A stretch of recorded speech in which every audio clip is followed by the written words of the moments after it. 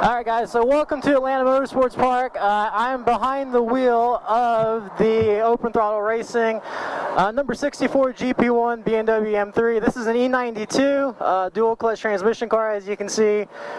And shaking this car down for WRL season next year.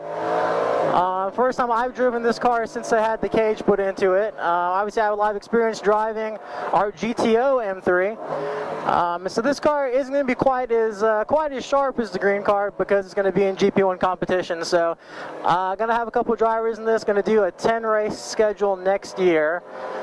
So here at Atlanta Motorsports Park, really wet day, just kind of cruising around here. We're under yellow conditions right now.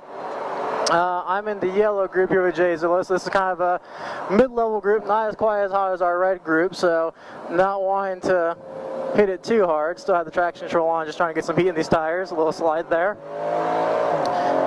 But yeah, no, fantastic cars. The E92 M3 is powered by the S65 V8, so 8,400 RPM. I've come to love this car.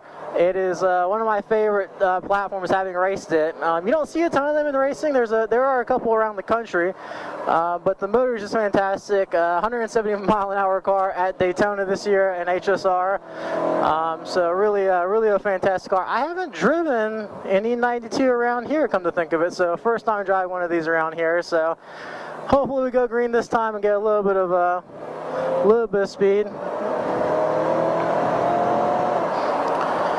So even though this car is, man, it's probably 3 generations old as far as the M3 lineup is concerned. I think there was E92, then 2 generations after that. I think we're up to the G's now.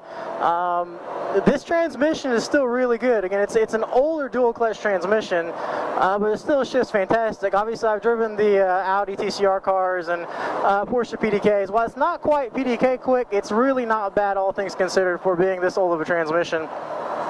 Now this car currently is on the stock braking package, which is actually a big single piston setup in the front.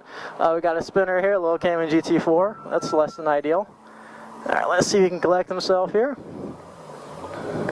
Oh, that's a new GT4 too, how about that? No, anyways, back to, there you go, talking about braking. This one still has a stock brake set up on some hawk pads on it. The GTO car runs the AP 6-piston kit. One of the issues we found in endurance racing with these cars is the braking capability is at least a little bit to be determined in the long term, as far as when you're running 8, 14, 24-hour races. So this car will get a bigger brake kit before its original, for its first WRL start. So let's see if we can catch up to this little GTI here. Yeah, again, a lot of wheel spin today. This car is on some scrub Hankook RS4s, so they're not new by any means. A little wheel spin there up through the hill here. And we'll get on the brake here.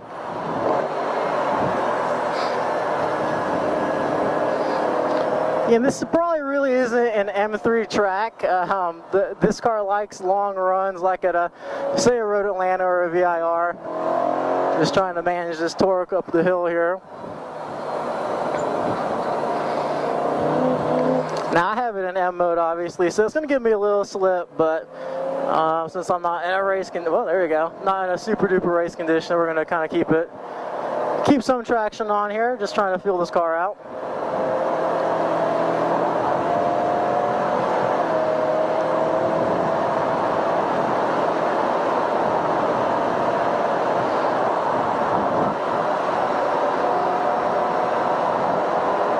It is a cold day here at AMP. I think it's somewhere in the high 40s right now. Get a little heat in these brakes here. So this car with open throttle, again, will do the WRL season. Additionally, this car is available for track day rentals, so we can bring it out to a place like today and you can get some laps in a dual clutch transmission V8.